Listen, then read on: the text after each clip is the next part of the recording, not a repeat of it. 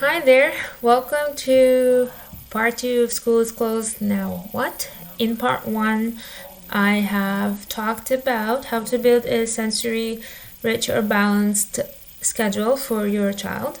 I've also talked about how to get some of the material to build a visual schedule with your children until we can kind of get access to our school services in a more regular and consistent way. So the next step now that we've talked about sort of the foundational or the building blocks for your schedule, now we talk about some of the online resources available that you could use to fill in some of that time gaps in your day. So I hope you have fun and I hope you find it beneficial. So the first couple of resources I wanted to talk to you about are first one is a YouTube channel. It's called PE with Joe. So Joe, he offers 30-minute workout video specifically for kids, knowing that now they are pretty much stuck indoors. So you can play the video for each day. You could do it once, couple times during the day, and that is a good 30 minutes of your day that you can fill. So if you go to YouTube and search P.E with Joe, again, I'll have the link in the video description so you can just click and go there. You can run that video. It would be a good workout, and it would be you could do it even as a family activity. So that is the first one. The second one, which I alluded to in the first video, it's that PDF of different things you could do to, again, simulate a physical activity inside your home. So let's just a second, it's kind of loading. Not sure why yep, here it is. So pretty much what it is, it goes over different things you could do. How you could make slides and ramps from your cushions, big cushions in your sofa. How you can make some tunnels or simulated tunnels.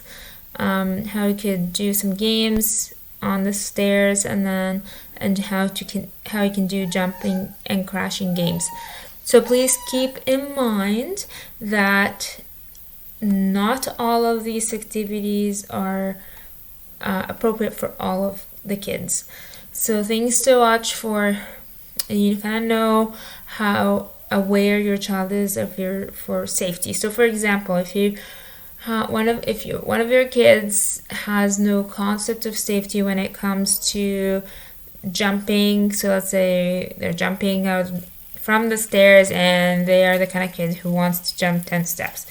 No, then maybe jumping on the stairs game is not a good idea to introduce, because we already know that they will put themselves at risk. The other thing to watch for is how they react to the activity. So I'm just gonna pick on the stairs example. So if you're going up and down the stairs, but by the end of the activity or during the activity, you're noticing them getting more and more dysregulated, more and more disorganized. That is a sign that this activity is not appropriate for them. So you would redirect them to a different activity. So these are some of the things you kind of watch for. And this is actually true for all activities. Not just the physically stimulating ones. So obviously, yes, physically stimulating you need to watch for, because they are more likely to be of a safety concern. So always supervised. So as I said, I'll have the links for these two resources available, and those if you alternate between The 2, if you repeat the video a couple times a day, so that's 30 minutes, let's say in the morning, 30 minutes in the early afternoon, and that way you kind of have 1 hour of your day already filled up, and then you can do your pick one of these activities, the couch courses activities, and then you could have even a bigger chunk of your time filled. So that sums up this part. So next we'll go to a different couple of resources. So we'll see you there. So the more calming, a more academic kind of activity that you can do with your kid is to go to Scholastic Learn at Home. So if you Google Scholastic Learn at Home, they have different activities for kids divided up by their grade. So I picked pre-K to kindergarten just to showcase what they have. So they have the stuff divided up by week. So I'm looking at week 1, and each day they have a couple of books for the kids to review. They also have a couple of a video kind of relevant and an activity related to what they've learned. So they go like day 1, day 2, day 3, and so on. And it's pretty much divided up for you, and you can access that free online. The other resource available is offered by Amazon. So if you Google, so the Amazon has a program for electronic books that are Audible. Now, if you have their app, it is not available in that regular app. So when you go and Google their, instead of Googling Audible, you want to Google Stories Audible. So what it is that they have now offered Audible Kids books for free. So if you go, and I'll have the links available for you, so you just don't even need to Google, but just in case. So if you go Start Listening, what they've done is they divided their books by age. So you have little listeners, elementary, tween, teen, literally classics available. So you can kind of click on whatever book you want, and then so I am clicking and then on Winnie the Pooh, and then Start Listening. And this is Audible Kids. And that's pretty much what you'll get. You get the book running. So you can have the book kind of running in the background. And it's another way, it's another calming or a regulating activity. It's not too exciting for their nervous system, but it's a different way. Instead of just the visuals, you have the Audible. Now, the downside of the Audible books is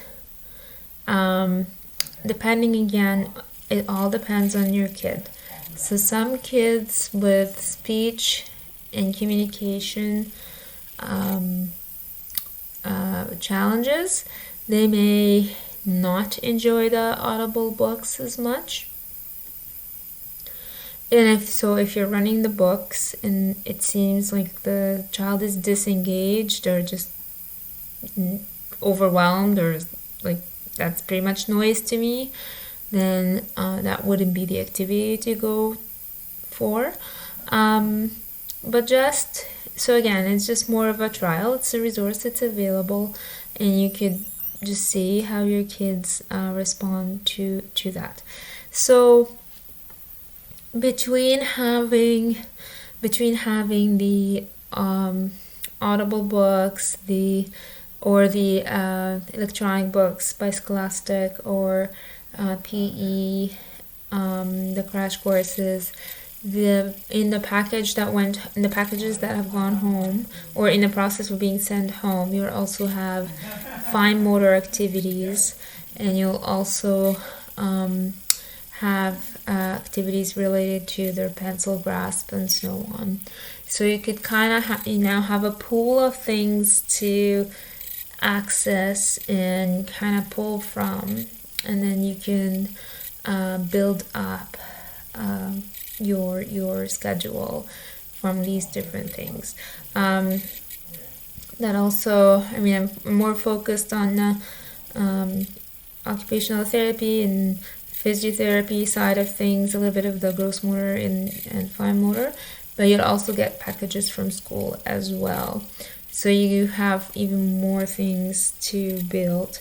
Now that you have all of the resources kind of compiled, you can now start organizing them and building the visual schedule. So if you haven't seen part 1 of the video that talks about the visual schedule, please go there, because it will help you bring all of those resources together in a more concrete and tangible way for your child to follow.